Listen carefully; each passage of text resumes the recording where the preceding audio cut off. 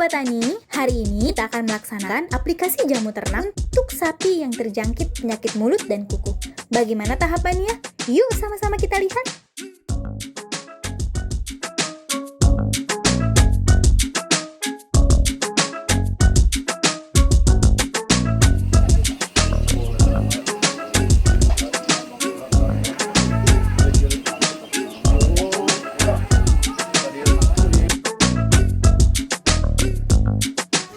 Kegiatan aplikasi jamu ternak PMK, penyakit mulut dan kuku dari Kementerian Pertanian dilaksanakan selama 30 hari, yaitu dimulai dari tanggal 20 Juni sampai dengan tanggal 19 Juli 2022.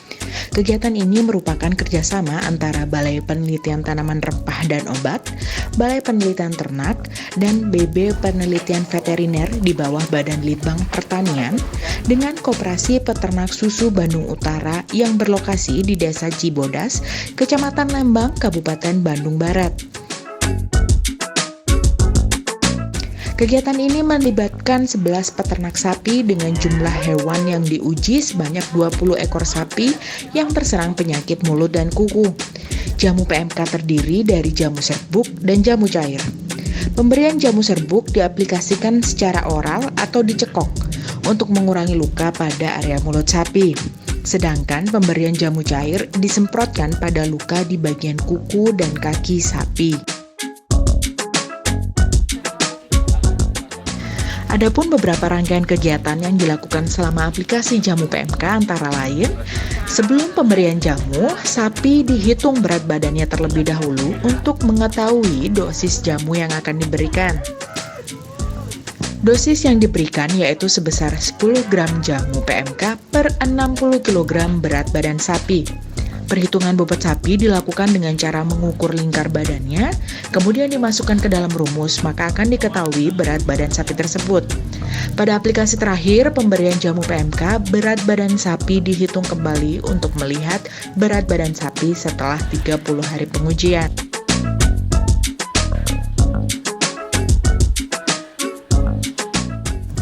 Pemberian jamu serbuk dilakukan dengan cara melarutkan bubuk jamu ke dalam air kemudian dicekok sebanyak 1 kali per harinya. Sedangkan untuk aplikasi jamu cair dilakukan sebanyak 2 kali per hari dengan cara menyemprotkan jamu pada luka kaki dan kuku sapi.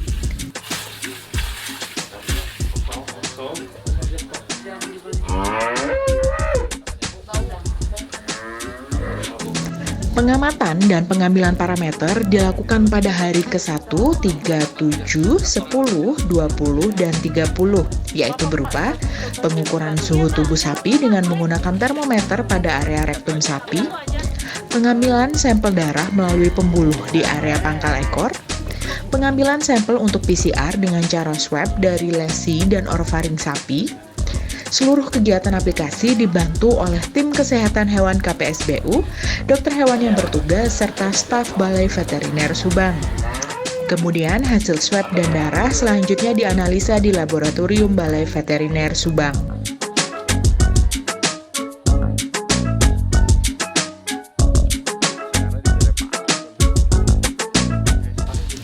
Secara umum, pemberian jamu ternak terhadap sapi yang terkena penyakit mulut dan kuku memberikan hasil yang cukup memuaskan.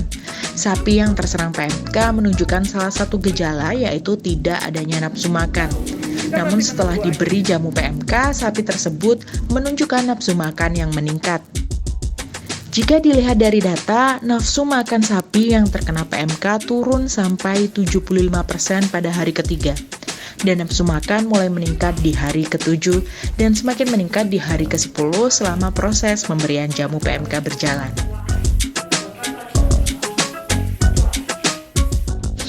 Begitu pula dengan luka-luka yang muncul baik pada mulut dan kuku. Luka tersebut tampak mengering dan mengecil sehingga membuat sapi yang awalnya tidak bisa berdiri menjadi bisa berdiri kembali.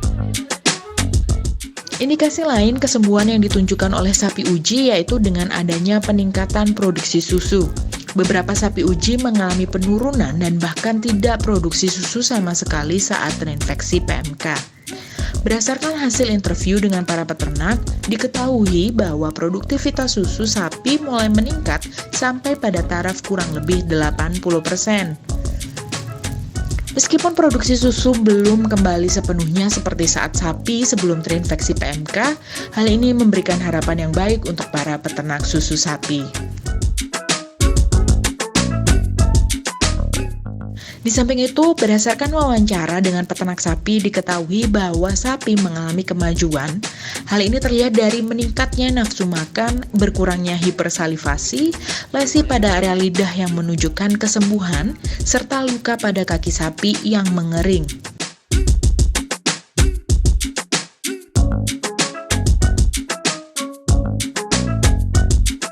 Menariknya, terlihat perubahan secara kenampakan fisik pada sapi uji, yaitu bulu atau kulit sapi tampak lebih mengkilat dan bersih dibandingkan dengan sapi lain yang tidak diberi perlakuan jamu PMK. Pada sapi yang sakit, biasanya bulunya akan tampak kusam. Peternak memberikan respon yang positif terhadap penggunaan jamu ternak PMK. Secara umum, jamu ternak PMK dapat mempercepat proses penyembuhan gejala klinis sapi perah yang terinfeksi PMK.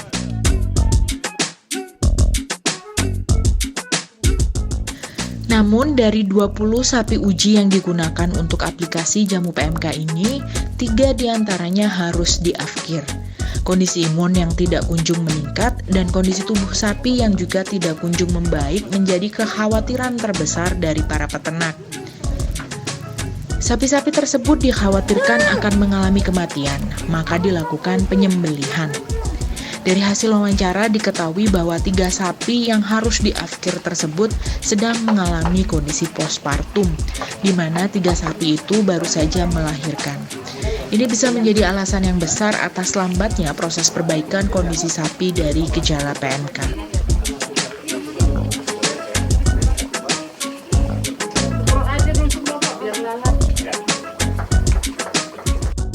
Kegiatan interview pada hari ke-30 aplikasi tidak hanya dilakukan dengan para peternak sapi uji, melainkan juga dengan pihak KPSBU selaku petugas teknis di lapangan dan pembina peternak sapi perah yang dijadikan sapi uji.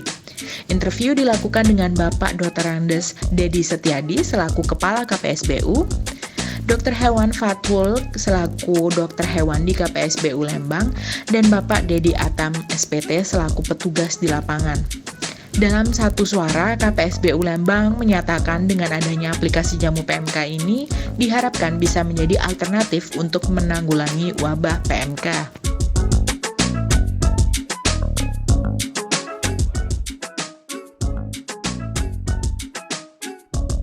Sobat Tani, kali ini kita sudah bersama dengan Bapak Dr. Andes Dedi Setiadi SP selaku Ketua Koperasi Peternak Sapi Bandung Utara. KPSBU berperan penting dalam penanggulangan PMK di wilayah Cibodas, Kecamatan Lembang, Kabupaten Bandung Barat. Di sini merupakan salah satu daerah yang diaplikasikan jamu ternak dari Kementerian Pertanian. Baik, kita langsung saja. Kali ini saya pengen ngobrol-ngobrol sama Bapak sedikit yang mengenai penyakit mulut dan kuku yang sudah kita tahu ya, sekarang penyebarannya sudah menyebar di seluruh Indonesia mungkin ya. Apalagi di daerah sini ya, daerah Lembang sendiri mungkin sudah banyak ya Pak. Ininya sebenarnya gini Pak, bagaimana sih awalnya kasus PMK ini bisa masuk ke daerah Lembang ini Pak? Boleh diceritakan sedikit Pak? Iya, terima kasih Mbak Lindy, bahwa kan kita sudah diketahui bahwa Jawa Barat ini merupakan sentra sapi perah, ya. Jawa Barat, Jawa Tengah, dan Jawa Timur. Kita ketahui bahwa pertama sapi perah kena oleh PMK itu di wilayah Jawa Timur, di 2 kabupaten. Nah, kan lalu lintas sapi perah itu sangat tinggi. Pembelian sapi perah di Jawa Barat ke Jawa Tengah ke Jawa Timur ke Jawa Barat.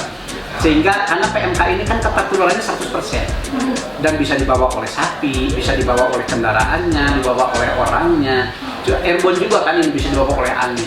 Nah, sehingga sampailah ke Lembang. Di Lembang ini sapi perah kita kan cukup banyak ya, ada 20.500. Nah, sehingga memang dengan produksi susu 150 ton per hari. Nah, ketika sampai di Lembang, persoalannya adalah ketularannya 100%. Mbak Lindi, begitu ada sapi dalam sekandang itu 10 ekor kena satu, maka semuanya kena.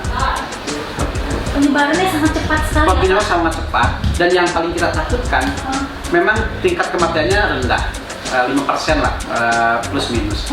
Tetapi ketika sapi itu sudah kena, produktivitasnya akan menurun sangat drastis, bisa mencapai 80%, bahkan ada yang 100%. Nah, untuk recovery kenaikan produksi ini sangat lambat, sehingga ini yang menyebabkan penyakit PMK ini disebut penyakit ekonomi, karena yang diserangnya ekonomi. Jadi begitu terkena PMK, maka cash flow peternak itu menjadi rusak. Nah, kalau cash flow peternak rusak, daya bayar koperasi menjadi rusak juga kan, cash flow koperasinya juga menjadi rusak.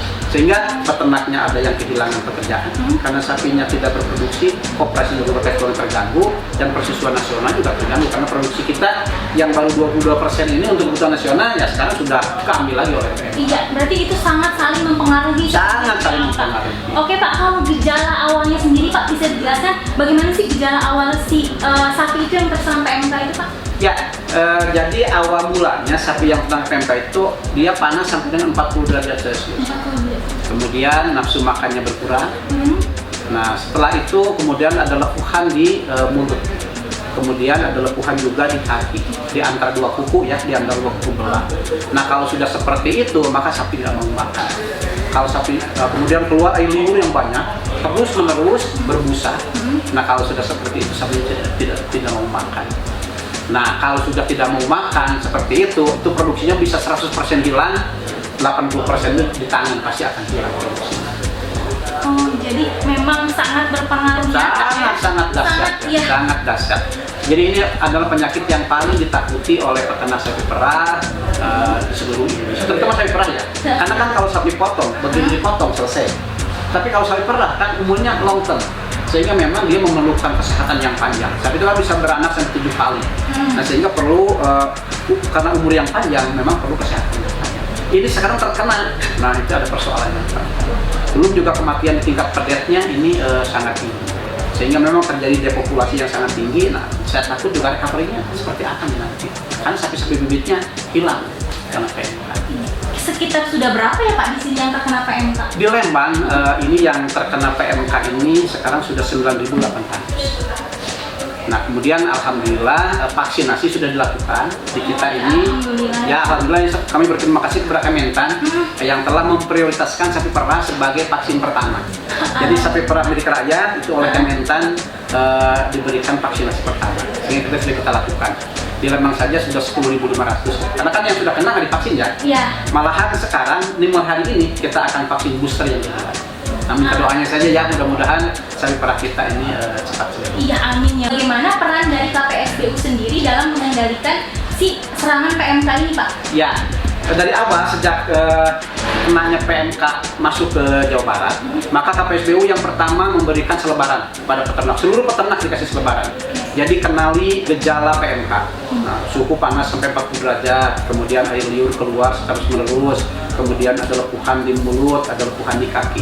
Kalau itu terjadi segera lapor kepada petugas dokter hewan atau petugas IBKS1. Kemudian tutup kandang baik-baik, lakukan disinfektan. Kemudian kita juga jelaskan bahwa PMK takut oleh asam yang di bawah 6 dan di atas 9. Maka kemudian kita mengadakan asam sitrat, disiapkan di koperasi dengan semprotannya. Kemudian para penyuluh, Korwil, IBKS1 melakukan penyuluhan kepada para peternak di seluruh Lembang. Nah, yang kedua, ketika yang kena segera diobati. Jadi Pak Patu ya yang memimpin divisi Kes1 ini, kemudian para petugas ke daerah dibagi dua petugasnya, yang menangani yang sehat dan menangani yang PMK. Mereka itu bisa sampai subuh pulang ya. Karena memang bagaimana ini harus sudah terselesaikan. Kemudian kita juga ya, kemudian yang ketiga kita juga punya RPH. Jadi sapi-sapi yang sudah tidak kuat maka dipotong di RPH. Di RPH kita supaya harganya lebih bagus. Karena kan teman-teman di Jawa Timur ada yang 1,5 juta, ada yang 1 juta ya. Di sini alhamdulillah tidak ada yang kurang dari 5 juta. 5 juta ke atas masih bisa diatasi. Nah, kemudian juga kita memberikan penyuluhan terus-menerus dan menyediakan konsentrat yang baik di sini. Kemudian juga kita menyediakan obat-obatan yang baik. Oke Bapak, selanjutnya nih, kan dari Kementerian Pertanian sudah mencoba Pak menguji untuk mengaplikasikan jamu ternak di Desa Cibodas, Kecamatan Lembang ini ya Pak ya. Menurut Bapak nih, bagaimana pesan dan kesan setelah aplikasi jamu ternak tersebut, Pak? Ya, alhamdulillah ya. Dicoba diaplikasikan jamu ternak PMK. Ini baru ya, PMK. Iya, betul, Pak. Nah, alhamdulillah. Jadi ketika sapi asalnya ini dilakukan di yang pada di atas ya. Iya, betul, Pak. Alhamdulillah ketika sapi itu tidak mau makan, kemudian berlepuhan juga di mulut dan di kaki. Tapi setelah diberikan jamu PMK ini, alhamdulillah sekarang setelah 30 hari, asalnya susunya sudah tidak ada, tidak menyetor susu, kemudian sekarang sudah kembali lagi ke 50%. Nah, saya kira penggunaan jamu ini sangat efektif ya, karena memang peternak juga di sini sudah terbiasa memberikan jamu, tapi bukan jamu PMK karena ini baru. Nah, saya berterima kasih kepada Kementan sudah ada jamu PMK. Mudah-mudahan inilah sebagai satu alternatif bagi kita untuk penyembuhan PMK dengan dampak yang tidak jelek, dampak yang bagus, karena memang ini adalah bahan-bahan alami. Dia bisa meningkatkan nafsu makannya, bisa meningkatkan kekuatan tubuhnya, dan yang akhirnya juga bisa meningkatkan produktivitasnya. Saya lagi terima kasih kepada Kementan dan tim yang telah akan menguji coba jamu. Mudah-mudahan sekali lagi ini akan menjadi alternatif seluruh Indonesia. Penggunanya jamu ini berdampak positif terhadap recovery sapi yang terkena PMK. Iya, Pak. Baik, terima kasih ya, Pak. Amin ya robbal alamin. Semoga wabah PMK ini segera berakhir ya, Pak ya. Insya Satu Allah. lagi nih, Pak, boleh nggak? Harapan Bapak nih ke depannya untuk peternakan sapi di daerah inilah khususnya. Ya, jadi yang pertama ini kan semua masalah atau semua musibah yang ada ini ada hikmahnya. Nah, sekarang sapi ini kan dilakukan biosecurity yang tinggi. Nah, saya berharap kepada peternak biosecurity ini terus diterapkan. Kemudian penyemprotan disinfektan ini menjadi kegiatan yang rutin dilakukan. Kalau sekarang harian, nanti bisa seminggu sekali dilakukan seperti itu. Kemudian yang ketiga, saya berharap bahwa mereka ini menggunakan tata cara beternak yang baik sehingga tidak ada lagi PMK yang kena. Kan gini, PMK ini kan kita akan berdampingan cukup panjang ya, 2 sampai dengan 3 tahun. Jadi kita sekarang bersahabat dengan PMK tapi taklukkan PMK. Salah satunya dengan jamu yang tadi. Kita menaklukkannya sehingga memang kita bersahabat, kita taklukkan, dan kemudian PMK kita akan pergi secara sendirinya. Sehingga produktivitas tidak terganggu, bibit tidak terganggu, dan akhirnya semua happy. Oke, baik Bapak, terima kasih atas waktunya hari ini ya, Pak. Oke Sobat Tani, demikianlah wawancara kita dengan Bapak Dedi Setiadi selaku Ketua KPSBU Lembang. Terima kasih Bapak atas waktu dan kesempatannya. Ya. Sukses semua ya. Ya, terima kasih Pak.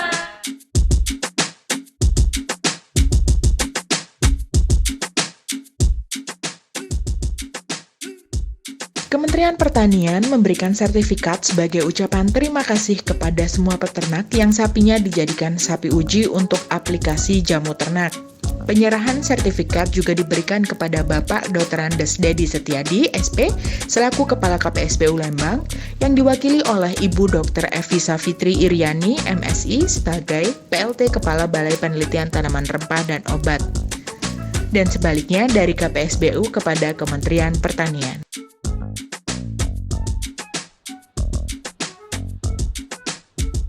Semoga dengan adanya jamu herbal ini dapat mempercepat penyembuhan sapi yang terinfeksi penyakit mulut dan kuku.